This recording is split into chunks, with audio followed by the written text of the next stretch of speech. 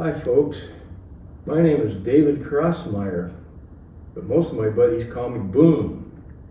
I got that name in kind of a peculiar way in that I'm the best shot in these here parts.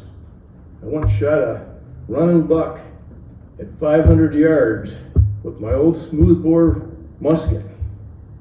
I also shot many bar like my namesake, Daniel Boone. So all my buddies call me Boone because they know I'm the best shot around here. I just done come from the last battle us Bucktails fought at Bethesda Church and staggered into this here tavern. I'm not a drinking man, but today I might make an exception. That was a really tough battle. As a matter of fact, as a member of the Bucktails, my squad and me stayed one more day past our enlistment so that they'd have enough men in rank to thwart the rebel charge, and also so the rebels didn't steal the cigar from General Grant's mouth. So it was quite the battle. The rebels came at us 3 different times from 6 p.m. on. First they come and formed a bunch of different skirmish lines and fired at us for all it was worth until our cannon drove them back with a few rounds of canister. That drove them back into the swamp, into the smoky woods. Next they come all in formation, and they're all fired up. They're waving their flags. They was brandishing their guns. And they come within 100 yards of us before our major, Hartshorn, told us to fire back.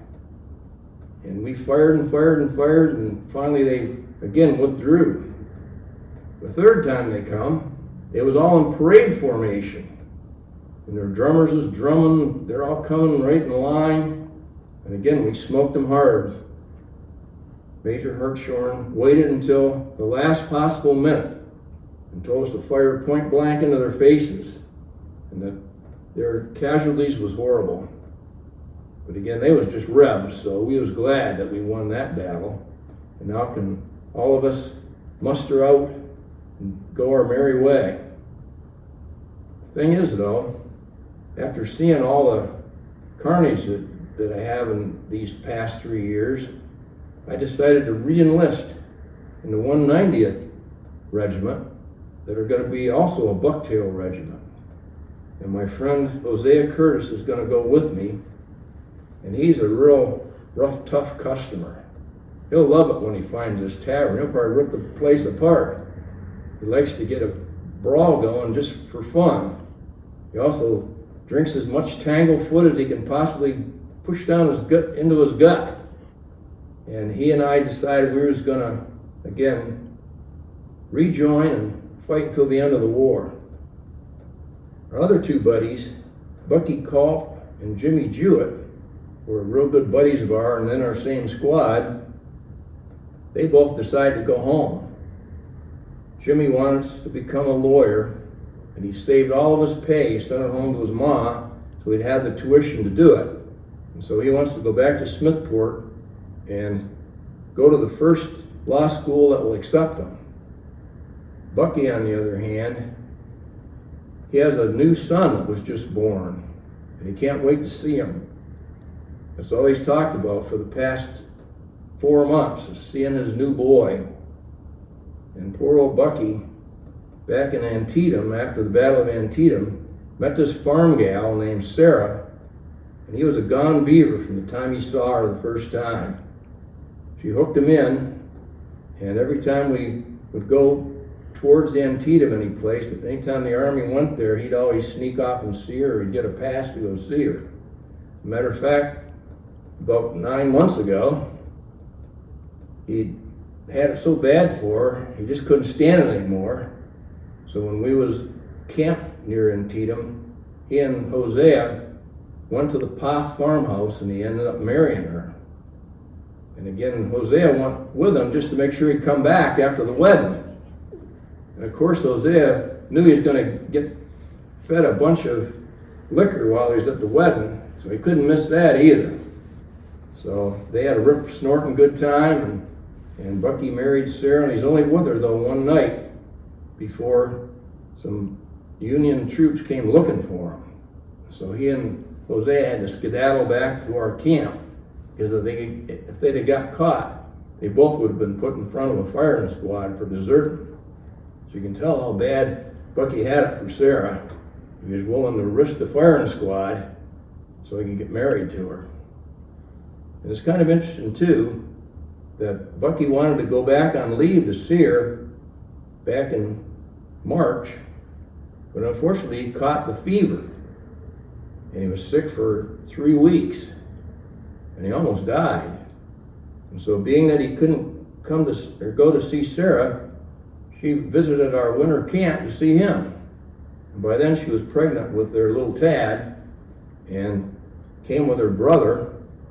And Bucky thanked the brother for coming along to take care of Sarah, and he said, no, she took care of me, because I was afraid of all these Yankees.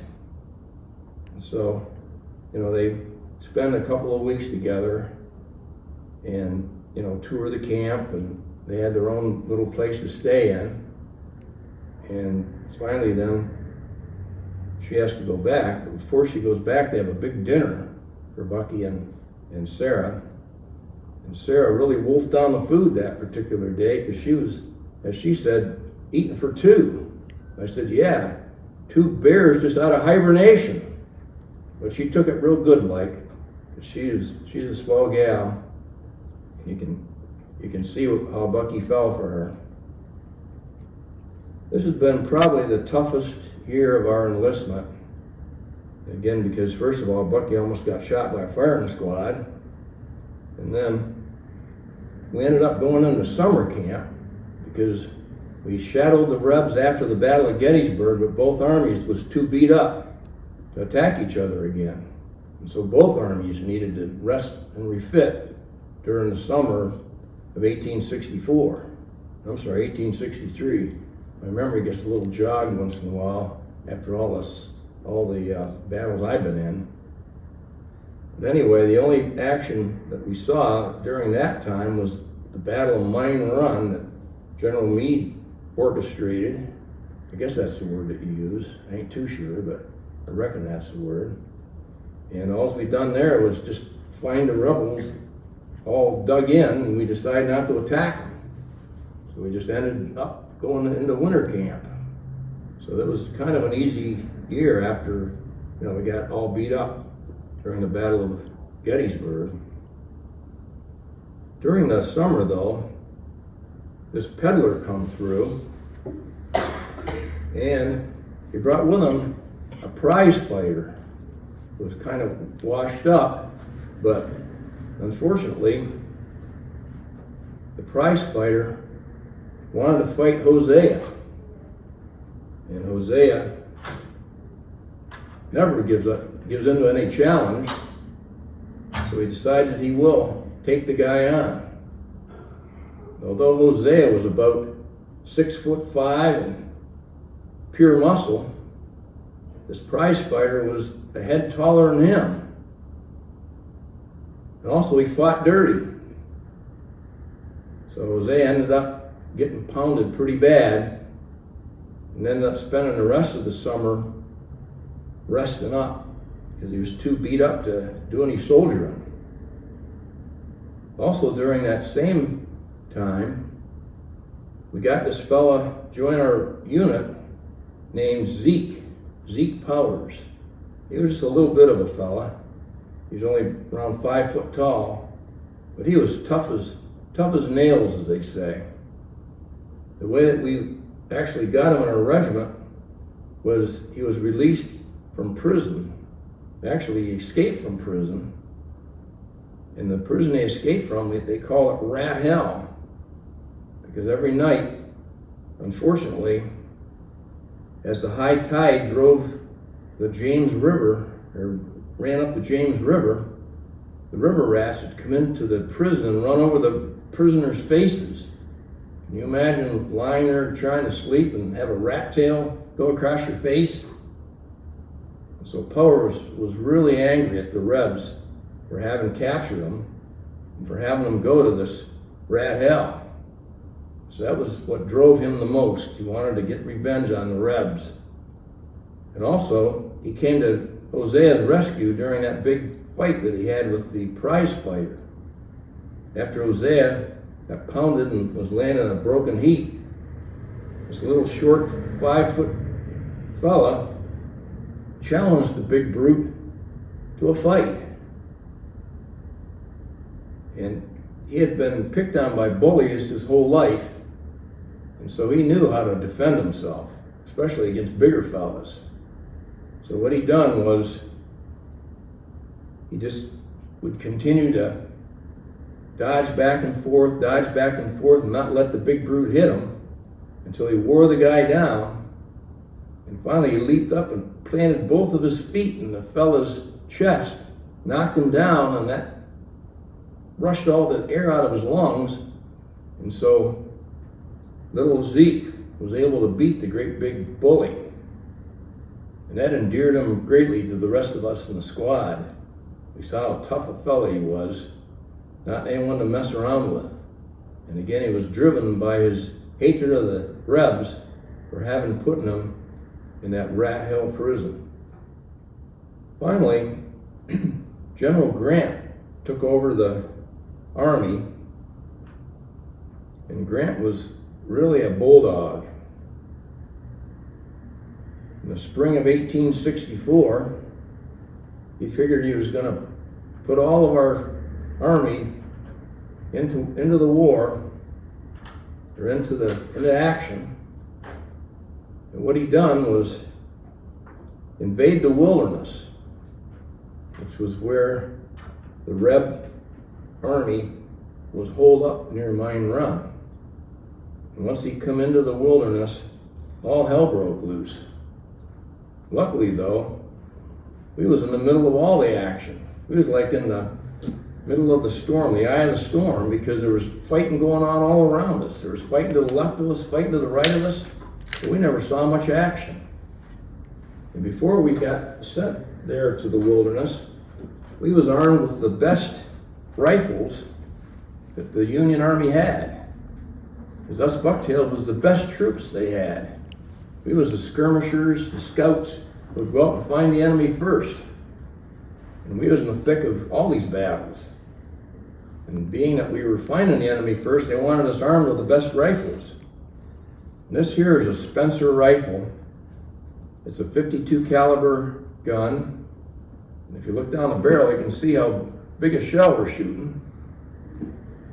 And the shells we used was rimfire cartridges. I'll show you the last one that I have left after the battle. And by the way, we always carried 40 rounds in our cartridge box. And we thought we had 40 dead men in there too, because we such good shots, we figured we'd never miss. And so this .52 caliber bullet is also a rimfire, which makes it far superior to any of those muskets that they had to ram the bullets down the barrel, or even the Sharps rifles, even better than that. And these were, like I say, the best guns that the Union had. And they're repeaters. And you loaded 6 shells in the magazine up through the stock, and all you had to do was fire, work your lever, bring up the next shell and fire again, work the lever and fire again. So we could get off 3 shots to every probably 10 shots the rebels could get off. I'm sorry, yeah, probably. No, that's not right. Again, I better get some liquor and clear my brain a little bit. Actually, we fired 3 rounds to every one of theirs. That makes more sense now. Again, I'm a little foggy after this battle. Man, it was tough. At least we all survived. None of us got wounded or nothing. I did have a bullet, though, go right past my ear and put a little crease in my face, but that's all right. That'll heal up mighty quick. I ain't gonna win no beauty contest no how, so I'm all right with it. Well, this was, again, the guns that we used were these Spencers. They were the superior guns, and even it was the favorite rifle of good old Abe Lincoln. He used to go up behind the White House in the park and shoot it all the time just to stay in practice. So you never knew when the Rebs might come into Washington. He wanted to be prepared.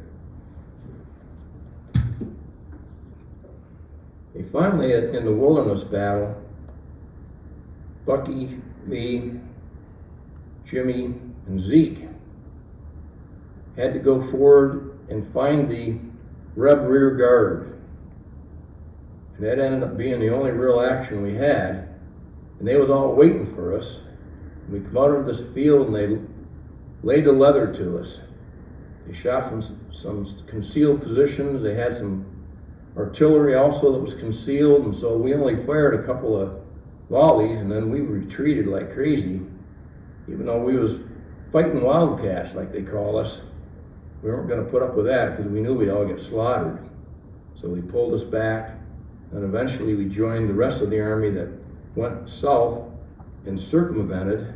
Again, I think that's that word you use. It's kind of a fancy word, but I think I heard probably Major Hartshorn use it. We went around the rebels and started south down the Brock Road and ended up in a place called Spotsylvania Courthouse.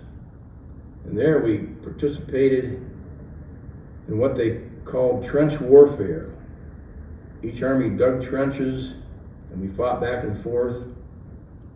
And a number of times we was pushed forward and had to attack into the teeth of the enemy's, position. And they had a lot of bunkers, they had a lot of walls, and all kinds of defensive positions that were hard to attack. And sometimes the bumblebees was so thick in the air we thought none of us would survive. It was here too that Zeke ran into a problem. When we was in our trench one morning, this Reb on the opposite side challenged Zeke to a duel. And Zeke wasn't knowing to back down. He figured if I can kill these Rebs even individually, I'm going to do it. And so Zeke got into this duel and he shot the first fella. And he shot the second fella that immediately challenged him. Then he shot the third fella. And in a duel, what you have to do is you stand up with your rifle and you get about 20 paces apart from your challenger, and then you had to turn around and have your rifle ready. And when the officer said begin, you spun around and shot at the enemy, all in the same motion. And so this weren't no easy duel, because again, you had to start with your back turned to the enemy and spin around.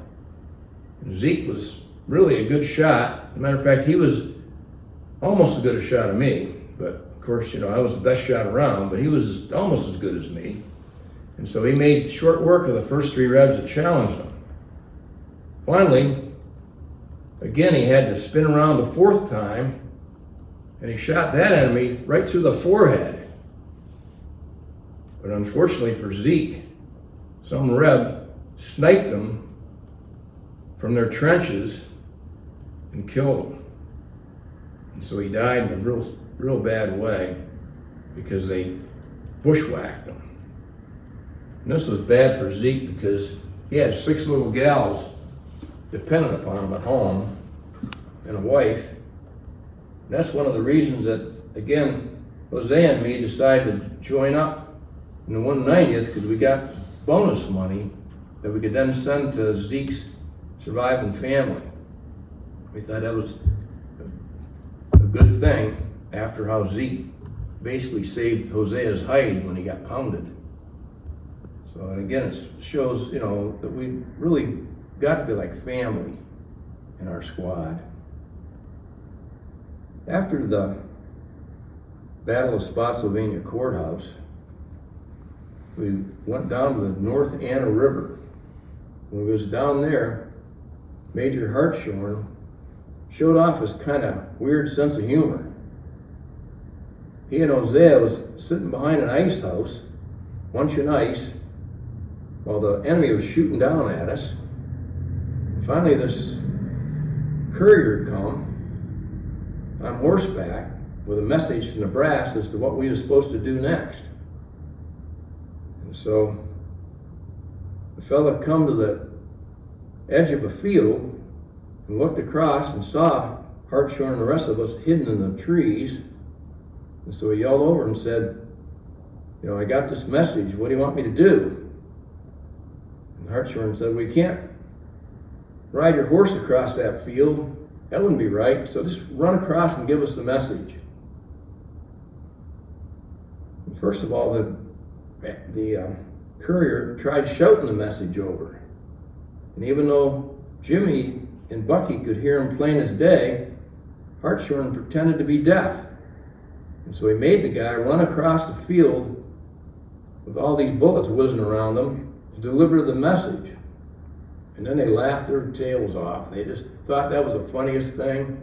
And some of the Bucktails would kind of cheer them on by hollering, "Yeehaw! Come on, come on. You know, don't stop, don't stop." And somehow the guy made it across the plowed field without getting shot. And then everyone just broke out laughing. But unfortunately, the poor courier was so mad, he started cussing and swearing, even worse than old snapping turtle General Meade would have done. That made the guys laugh even harder. And I guess we had to have a little comic relief after all the bloodshed and stuff we've seen, after all the friends we lost, and after all the things that we went through. So again, it's good to be done with that portion of my life. But now I'm ready to move on to the 190th Pennsylvania and follow this thing to the end of the war. But first, I guess, hey, there's Hosea right now. He's coming in with a powerful thirst, I can tell. So I reckon him and I are gonna get a snoot full. We're gonna get a brick in our hat, and then we'll worry about tomorrow when it comes. So have a good time, folks, and hope we survive the next section so I can stop and see you again.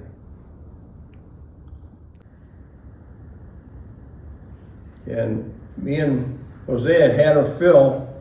Now we shed all of our equipment, and now he's going to take a nice nap. But first, I wanted to tell you about this here book by these two hunky fellas named Robertson and Reimer, who done talked about everything that happened to us during our last few months of enlistment. And the book is called The Bucktails Last Call. And I can't read none of it to you because my pa only taught me how to hunt and trap. He had no use for book learning, so I guess I can't even read one word in this here book. But I'm sure if you want to find out more about what happened to us, you can always look it up yourself and read it at bedtime. So see you later.